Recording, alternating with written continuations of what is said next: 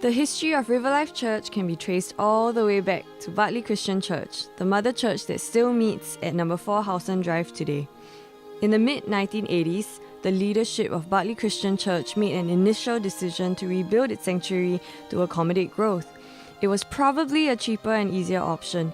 However, God had something else in mind. In 1981, a man by the name of Dr. Keith Hinton, a former Overseas Missionary Fellowship missionary and a Singapore Bible College lecturer, conducted a church growth research on Bartley Christian Church. He was later invited back to comment on the church development plans in 1988. Dr. Keith Hinton said, "I felt God prompting me to challenge the leadership of Bartley Christian Church to steward their resources for forwarding the work of God by planting a daughter church in an unchurched part of Singapore." This challenge was very similar to the conviction that Pastor Joseph Tang had received from the Lord, that Bartley Christian Church must multiply itself by planting a new daughter church. So after prayerful consideration, the leadership of Bartley Christian Church made a radical change to their development plans and took up Dr. Keith Hinton's challenge to plant a new church. Not long after, God affirmed that radical decision through a series of miracles. Suddenly, a piece of vacant land at Pasir Ris was available for our purchase. Senior Pastor Lionel Goh recalls the first miracles. When we first met the owner of this piece of land, which RiverLife Church sits on today, he told us that a property developer had already verbally agreed to buy the entire land of 3 parcels for $23 per square foot to build a retirement village. But God was the one who moved the man's heart and caused him to sell 1 parcel of his land to us at $22 per square foot to build a church building instead of a retirement village. We had to raise about $1 million in 3 months to pay for the land. God caused His people at Bartley to give generously, and the purchase was completed without a loan. It was indeed a miracle. Another miracle was that the government approved our application for the change of land zoning from residential to worship and for us to build a new church on the site, despite already having another church built on our neighbouring land.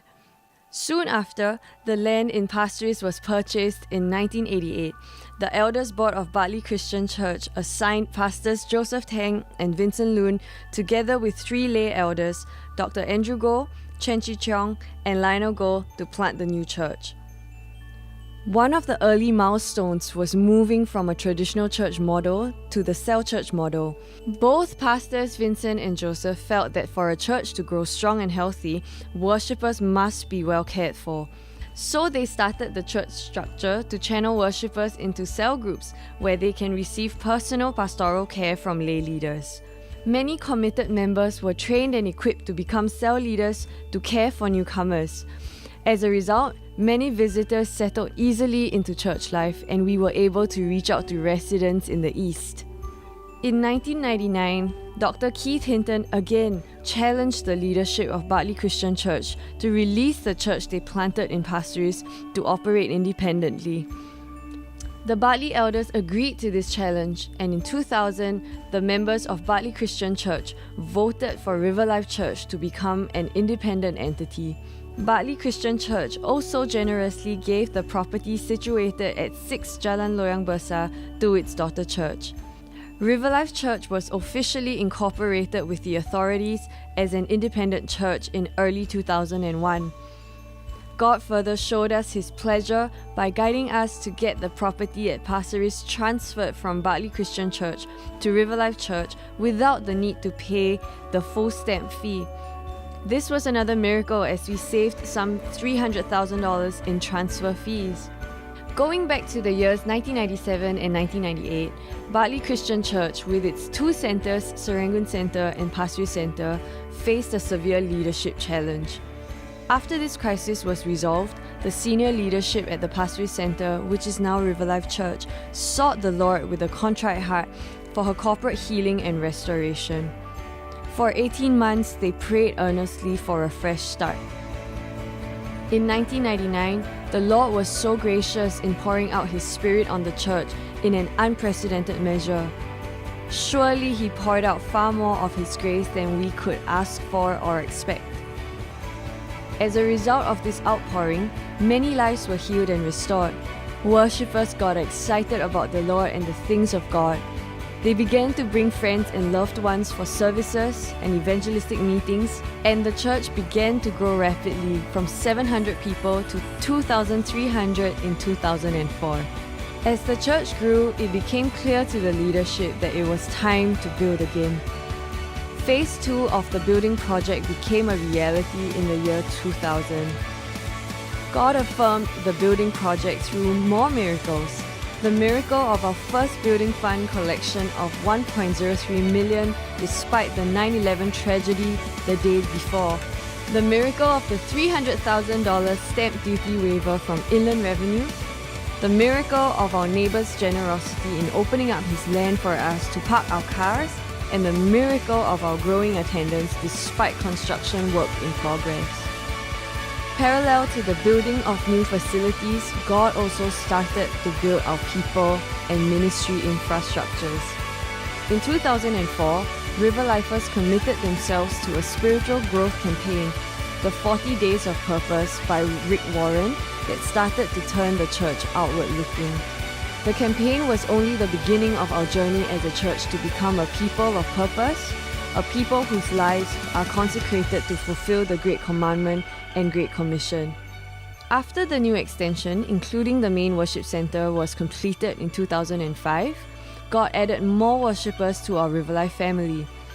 We continued to prosper as church members actively brought their pre-believing relatives and friends for various evangelistic services. Many of these pre-believers came to faith and stayed on to become active members and leaders of the church. Today, we have about 2,600 worshippers each weekend, and we minister to some 2,800 people in our family. As we grew in number, we continued to build up our leadership structure by encouraging all passionate members to attend leadership equipping courses so that they can grow to be cell and ministry leaders. Today, we have some 530 ministry and cell leaders serving the flock. We started launching into the mission fields, and the Lord immediately multiplied this mission work in ways that we never expected. We are able to bless many churches in different nations with practical social projects, evangelistic training and rallies, and ministry and leadership equipping courses. Our desire is to strengthen the church leaders in various nations so that they can fulfill God's agenda for their people groups. God has been impressing on our hearts that we should become an apostolic missional church that actively participates in the Great Commission. The Lord wants us to raise healthy and wholesome sons and daughters of God who think, live, and act like Jesus. They will be equipped and empowered by the Holy Spirit to go forth into the world to actively share the love of God to all people. Prophetic words have also been given to us that God has far more in store for us to receive, and in return for us to give to those who have no hope and no God in their lives. We are anticipating with bated breath for this coming second wave of spiritual refreshment from the Lord, which will propel us to do even greater exploits for God.